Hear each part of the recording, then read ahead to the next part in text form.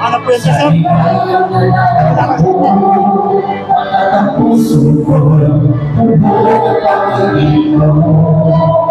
Ikaw ang gusto mo, ikaw ang gusto mo. Ang papuri ko sa'yo lahat, nagatiling ka, mapakailan ka.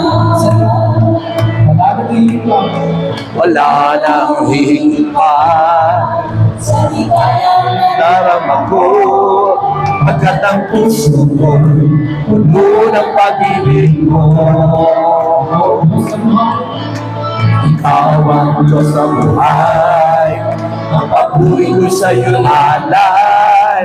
Wala din na magpakailanman. Tayo na sa piling niya, sama-samang itaas ang pangalan ni Jesus. Niya ay nagniningning sa buhay ko. Malamigay ang pag-ibig, malamigay, sama-sama, binibigay. walang tingin, malamigay. Binibigay, Ang patuloy, binibigay, sama-sama, binibigay, walang tingin, binibigay. Nanahimik pa sa ligayang nadarama ko, agad ang puso ko, puno ng pag-ibig mo. Ikaw ang Diyos na buhay, ang papuri ko'y sa'yo'y alay.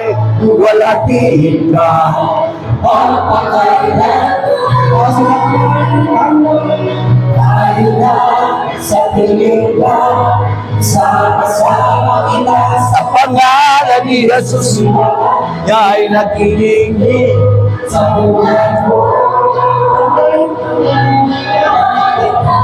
Sa piling ka, sama-sama itaas sa pangalan ni Jesus. Di ba na inilalibig sa buhay ko?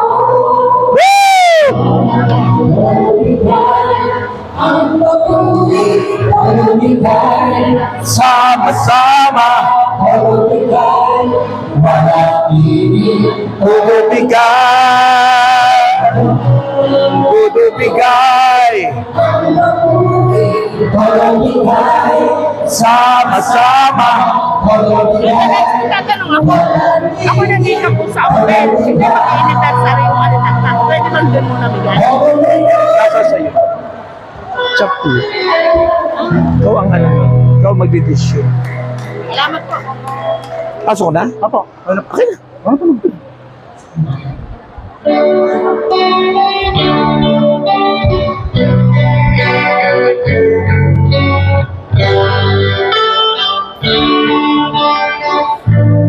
Nakauna ba yun? Itaas ang mga kamay. Seeking first the kingdom of God and His righteousness, and all these things shall be added unto you. Hallelujah, hallelujah.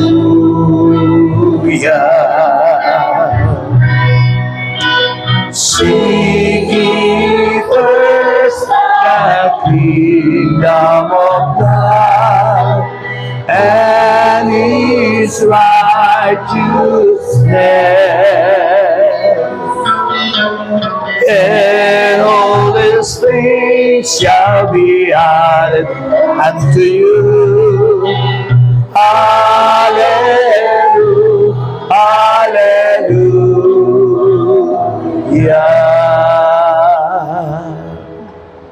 Sa ngalan po ng mga taga Batangas at ang ating mga kapatid sa pananampalataya, ako po'y bumabati sa inyo ng happy anniversary, 33rd anniversary ng Bawan. Purihit, palakpakan si Lord. Parang ang lulungkot ng inyong Parang yung iba may kamay pero hindi pinapalakpak sa Lord, ano? Marami raw nai-stroke dahil po yung mga kamay hindi na i-offer kay God. At minsan maraming mga tao hindi na makapagsalita kasi hindi isigaw ng papuri sa Diyos ang kanilang mga tinig. May mga paang napipilay dahil tamad raw pong dumalo sa gawain. At marami pong muntik ng masagasaan dahil umuuwi nang hindi patapos ang gawain. Ayan, kaya po paalala po yan. Ano? Sa ngalan ng Ama, ng Anak at ng Espiritu Santo, Amen.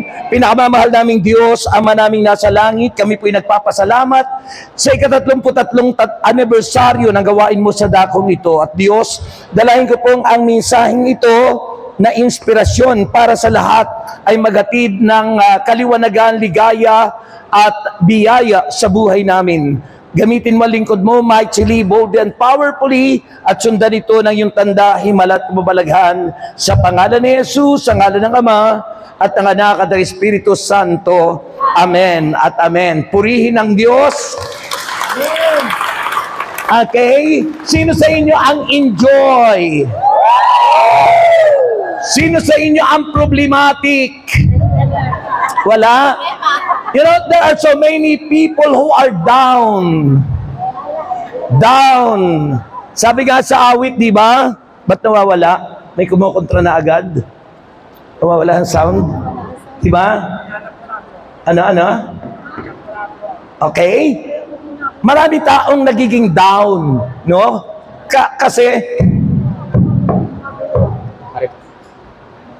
Kasi ang daming problema. Problema sa pera, problema sa asawa, problema sa anak, problema sa gobyerno, napakarami. Kaya ang nararanasan ng tao ngayon, down na down. Amen? Amen. May kausap po ba? Amen. Kaya po sabi po doon sa isang awit ay, ang solusyon sa down ng isang tao, sabi rin ay, when you're down and troubled, and you need a helping hand, and nothing is going right. When you're down and troubled, you need a helping hand. And that is the great invitation of our Lord Jesus Christ. Sabi ng Matthew 11:28, come to me, all of you who are heavy laden and burdened, and I will give you rest. Lumapitan niya kayo sa akin, kayong lahat na nangapapagal, kayong lahat na nangabibigatan ng inyong mga pasanin, kayong lahat ay aking pagpapahingahin. Amen. Sinong gusto nang magpahinga? Hindi po RIP, hindi rest in peace, kundi kapahingahan ng ating kaluluwa. Amen? Okay lang po yan. Ganyan na unawaan ko po na napakarami, halos lahat, almost 89% a senior citizen, kaya po nahihirapan ng sumagot. Amen. Ano? So naunawaan ko po yan, na halos lahat po nang nandito yung mga senior na, kaya po naunawaan din kayo ni Lord. Kaya nga po, kung tayo po yung mga senior na, kakaya ko po ako, mag-70 years old na, pero bigay tudo po akong magpuri at sumigaw sa Panginoon. Bigay tudo po akong pumalakpak sa Diyos. Kasi yan ay expression of worship. Yan natin pinapakita ng Diyos ay sinasamba natin. Because worship is in the heart. Ang pagsambay nasa puso. At nakikita at nalalamang sumasamba ka kung bigay tudo kang pumalakpak, kung bigay tudo kang sumigaw ng Panginoon, kung bigay tudo kang sumayaw kapag umaawit, kung bigay tudo lahat para sa Panginoon, mga kapatid. Amen po ba? So, ang aking pong inspirational message na ko iparating sa inyo is about understanding worry. Yung maunawaan po natin yung bakit tayo nag-worry, nababalisa. Sabi ni Jesus, huwag kayong mabalisa, di ba? Wala akong kausap. Yeah! Di ba sabi ni Jesus, huwag kayong mabalisa? Amen. Di ba? Amen. Ha? Taas ang kamay nyo. Taas ang kamay. And then dahan-dahan pong maupo. Dahan-dahan. Okay.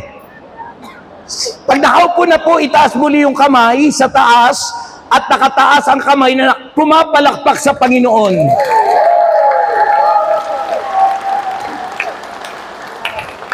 Makinig na po kayo sapagkat 30 minutes lang po ako. Ha? 30 minutes lang po. Ang healing message mamaya, surprise. Okay.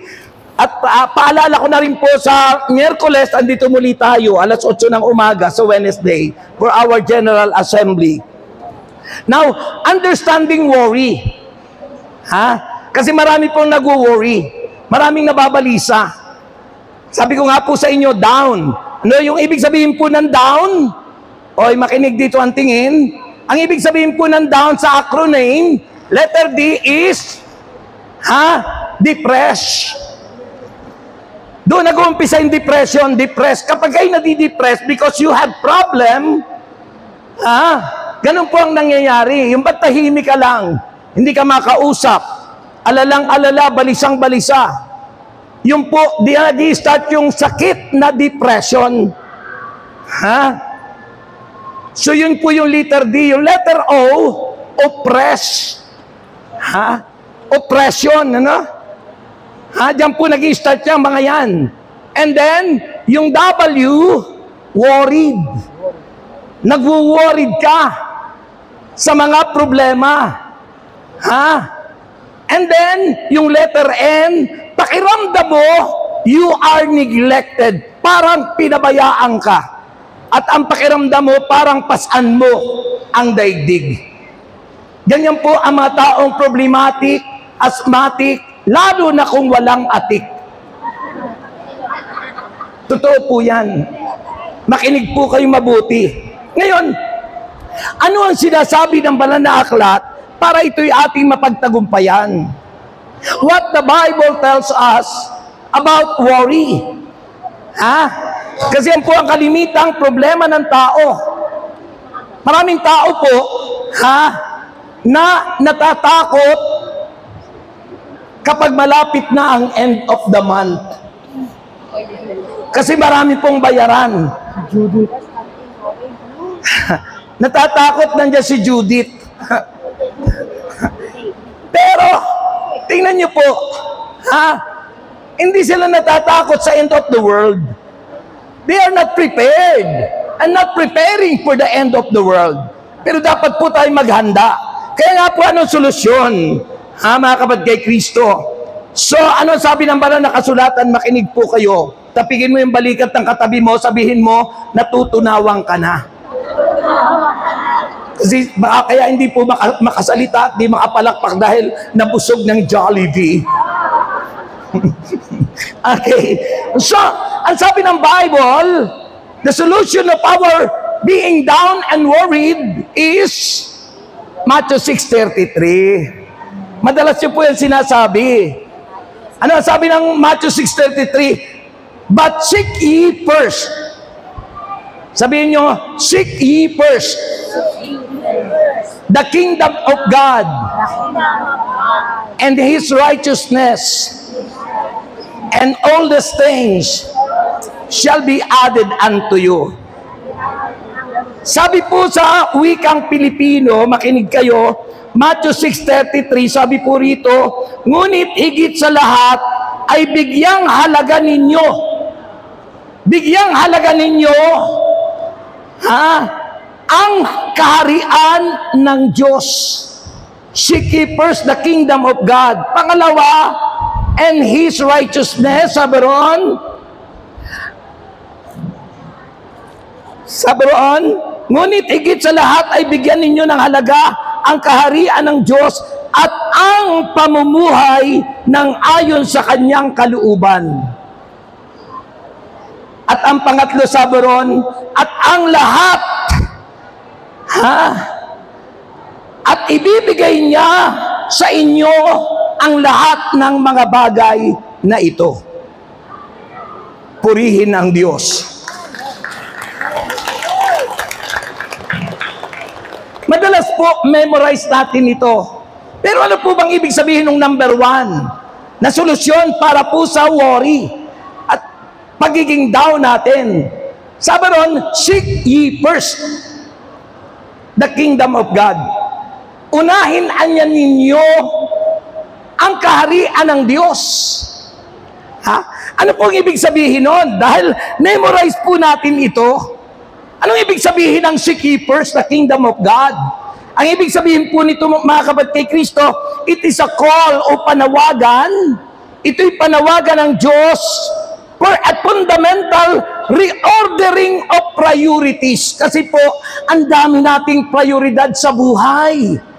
Hindi natin napapriority yung dapat na number one, yung major. Ang inuuna natin yung minor. Kaya maraming hindi nakakagraduate sa pag-aaral kasi inuna yung minor, naiwan yung major subject. Kaya pagdating ng thesis, bagsak. Pag hindi ka nakagawa ng thesis mo, hindi ka gagraduate. At ganyan po ang nangyayari sa atin. Ha? Seek ye first the kingdom. So ang ibig sabihin po, panawagan ng Diyos na isaayos natin reordering of priorities. Baka lagi ang inuuna mo yung iyong hanap buhay, trabaho ng trabaho. Hindi po binabaliwala yon. Pero dapat nasa ayos. Unahin mo muna yung Diyos. Huwag yung trabaho agad. O binigyan tayo ng 6 days para magtrabaho. Ang ika-7 araw para sa Diyos. Yung para sa Diyos, kinukuha mo pa.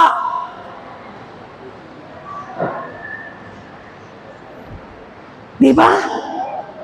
Binigyan na tayo ng 90%. Yung 10% hinihingi lang ng Diyos. Kinuha mo pa yung 10%. Sa'yo na lahat.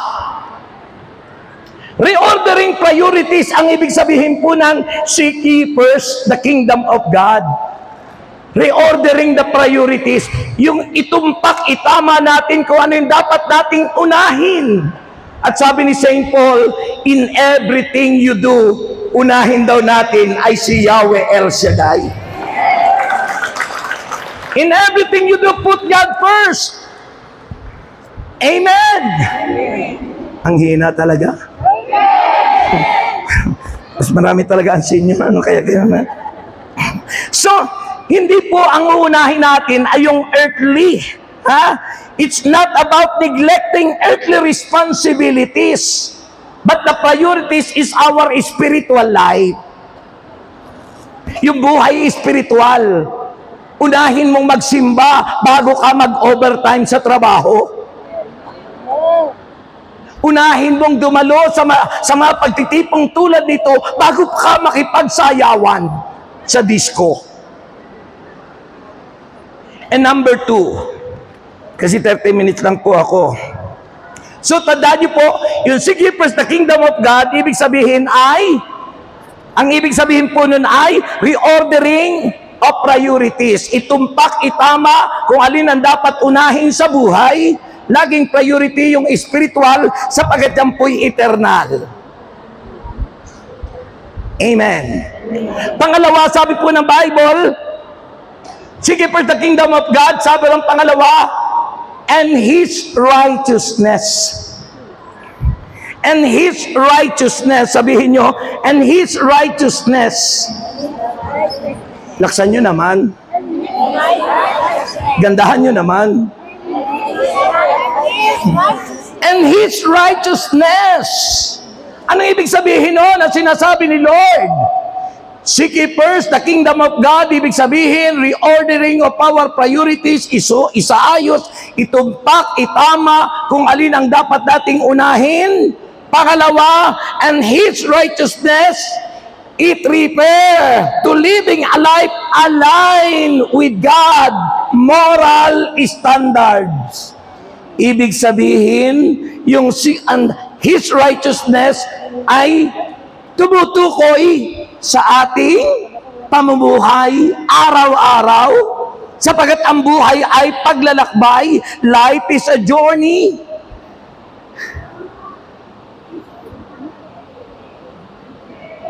Ang hina.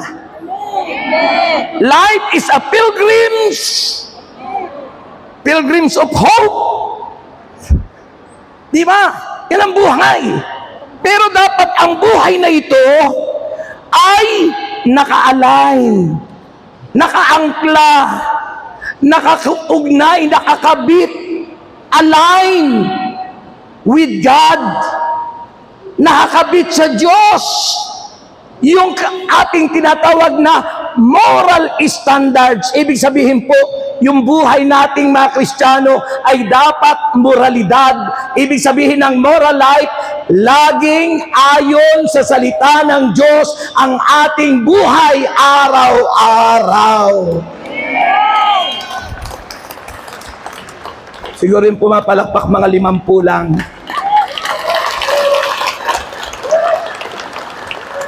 Sabi sa aklat ng maawit, di ba? Thy word is the lamp unto my feet and the light unto my path. Ganun ang buhay na moral. Ang buhay na moral, ayon sa salita ng Diyos, nakakonekta sa Diyos. It's always aligned with God. Hindi hiwalay sa Diyos. Sabi ni Jesus sa John 15, ako ang tunay na puno ng ubas at tayo ang mga sanga. Kapag ang sangay naputol sa puno, matutuyo. At ang sangang natutuyo ay titipunin at susunugin, sabi ng Biblia. Kaya mahalaga,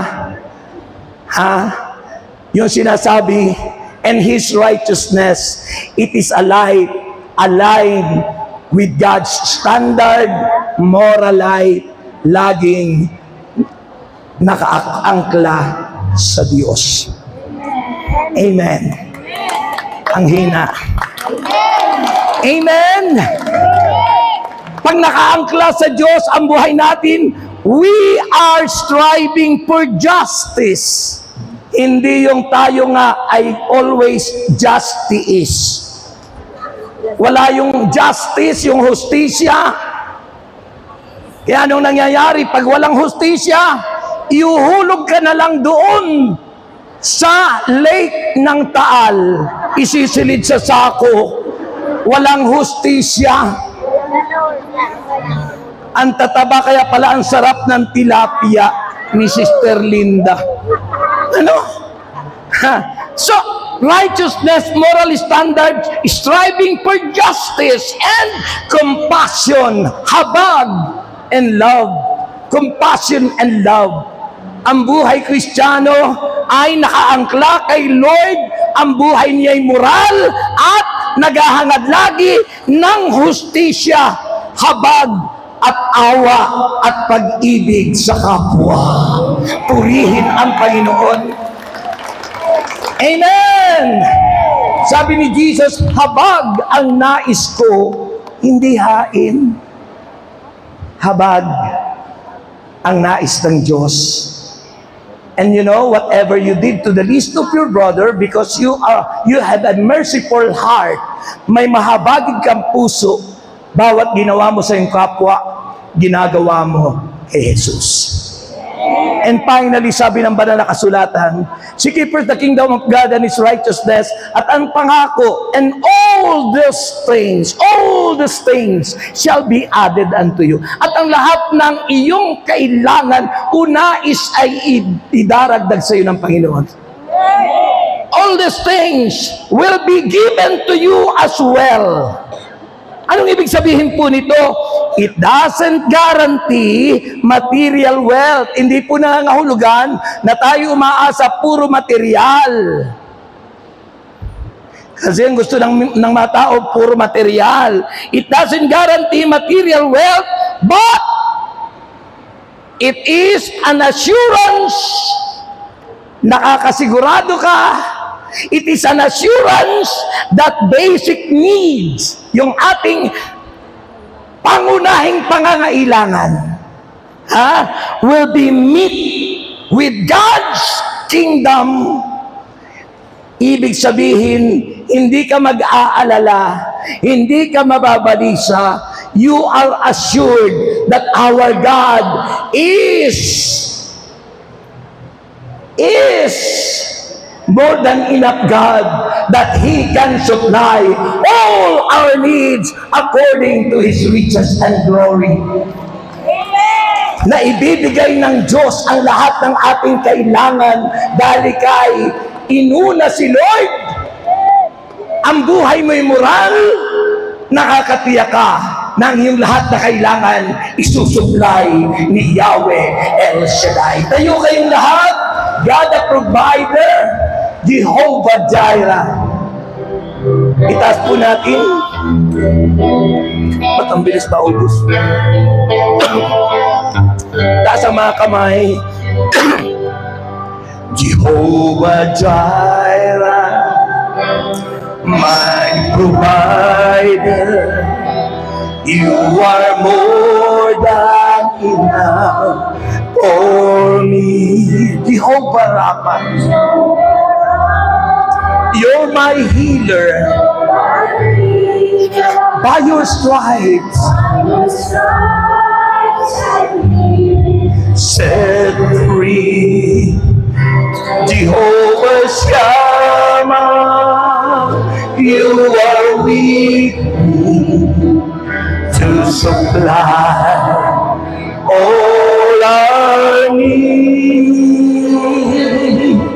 You're more than enough, more than enough, more than enough. Taas ang dalawang kamay, mataas na mataas. Jireh, my provider, you are more than enough for me. Jehovah Rapha, you're my healer. By your stripes I be set free.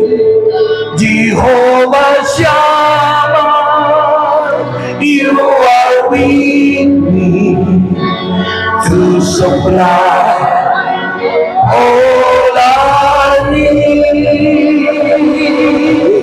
You're more than enough, more than enough, more than enough. You're more than enough. Yes, more than enough.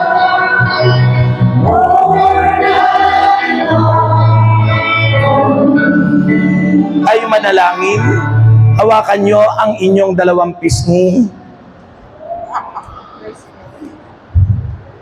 Manalig tayo at manampalataya. It's the promise of the Lord in Matthew 6:33. But seek ye first the kingdom of God. Pangalawa, and His righteousness, and the promise, all the things shall be added unto you as well. Ama naming Diyos, tunay, wagas, dakila ang iyong pangako. Tunay ang iyong pag-ibig, wagas at di nagbabago. Patuloy po namin dalangin na ikay maghari sa aming buhay. Sa mga nalalabing buhay po namin, halos karamihan po kami mga senior. Blessing na lang po, Panginoon, yung mga buhay na ito. Nawa po'y maibigay namin, maiaalay sa iyo ng buong puso. Dalangin ko po, Panginoon, na ikaw laging aming unahin. Laging nakaangkla ang araw-araw na buhay sa iyo. Buhay na moral, at lalo tigit, hindi lang material, kundi higit sa lahat ang spiritual na blessing na aming inaasahan sa iyo. Lagi mo kaming gabayan sa pamagitan ng Espiritong Banal. Lagi mong ilagay sa aming puso ang mga salita mo. Ikaw lagi ang manguna sa amin. Pagpalain po silang lahat ng dumalo, lalo tigit, Panginoon, ang mga manggagawa, ang gagamitin mo mamaya, Panginoon, sa healing message at ang mga kaparian, Lord, sa banal na misang susunod na kaagad.